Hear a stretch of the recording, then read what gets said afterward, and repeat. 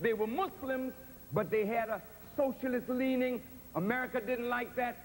So Zbigniew Brzezinski, an American policy, sent money into Afghanistan to destabilize the government in Kabul.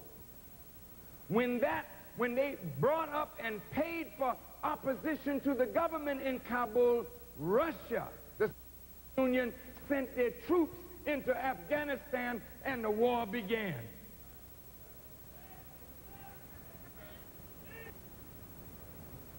When the war started, Osama bin Laden was in Arabia growing up.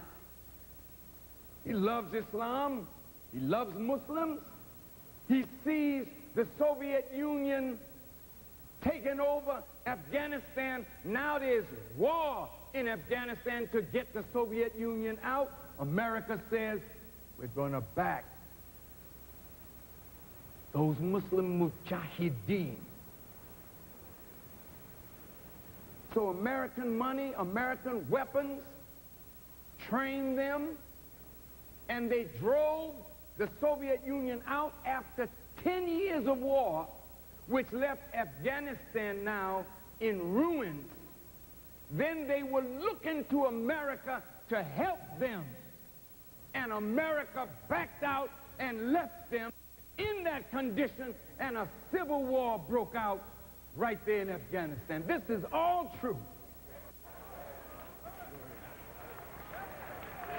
The country is already in ruins. Now a civil war. Now you got the Taliban. So the Taliban comes to power. They want a pure Islamic state, whatever that is, which we're all searching, you know, to find out what that is, and everybody's trying to represent what that is, and I think some of them mean well, but boy, I wouldn't want to live in no state like that. And I'm a Muslim. I think my wife would kill me if I put her in a burqa, put a tent on her and said, come on, you walk behind me, cover your face, I don't want to see nothing. And some of you think that that's Islam. If the prophet could come back today, he might put you over his knee and beat you for putting women under that kind of tyranny and calling it Islam.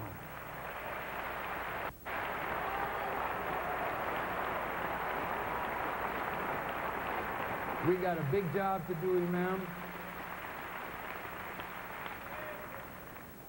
I'm almost finished. Now the Taliban are in power. They control 90% of the land except this part in the northern area. And guess what? President Bush, when he came into office, which some think was a coup,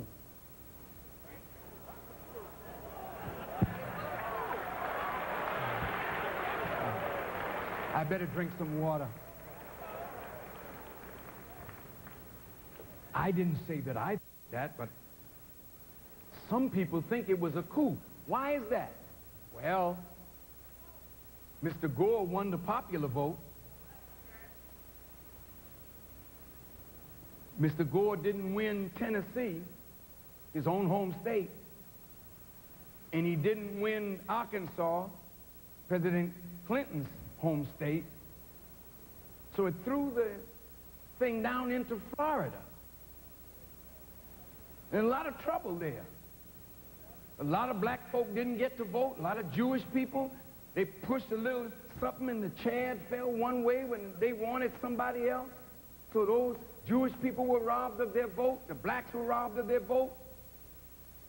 And then all of a sudden, the Supreme Court got involved. They did it all in a civilized way, though, you know.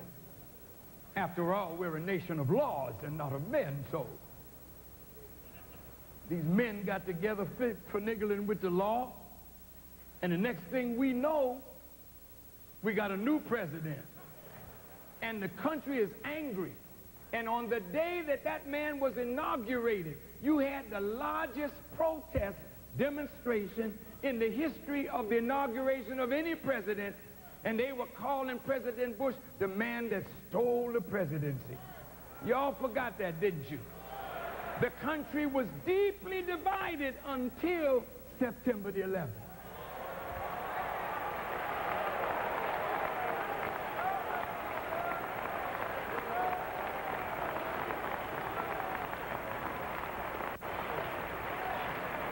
Congress was locked down and struggled, Democrat and Republican, until September the 11th. Up on this baby. Thing written by two Frenchmen called Osama bin Laden, The Forbidden Truth. And they said that early on in the Bush administration, he was negotiating with the Taliban. And he said they were a source of stability. Why was he negotiating? Let me tell you. Look up here. All of this, Kazakhstan, Uzbekistan, this is oil. And guess what? A company called Unocal owns 75% of the oil up here. Mr. Dick Cheney, I think. And what they wanted was a pipeline to come down through Afghanistan into Pakistan, into the Arabian Sea, the Indian Ocean, as an outlet for the oil of that area. The Taliban didn't agree. Now, listen to this.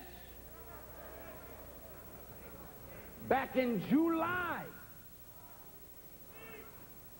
an American representative went and met with the Taliban, sometimes in the UN, sometimes right here, or in Peshawar, in Pakistan, and said, look, either you accept a carpet of gold, or we will bury you under a carpet of bombs.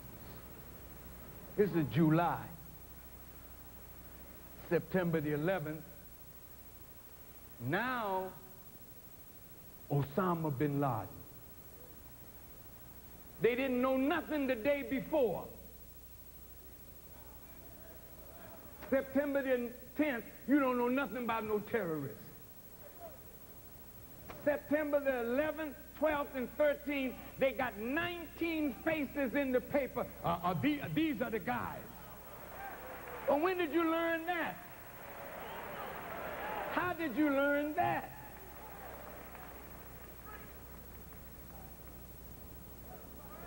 Something is wrong with this picture. Now look at this. Muslims, Arabs got all the blame, sure enough. And they went immediately to the Congress, beating the drums of war. See, we've been attacked. This is a shame. Oh, look at all the Americans that lost their lives. Yeah. President asked for 20 billion. Congress said no, 40 billion. And the big military powers saying, our companies are not going to go down. Now you got to keep that spirit of war up now, see? So you're the pawns in all of this. The media drumming it up. And nobody that had a serious voice of questioning, they cut them off immediately.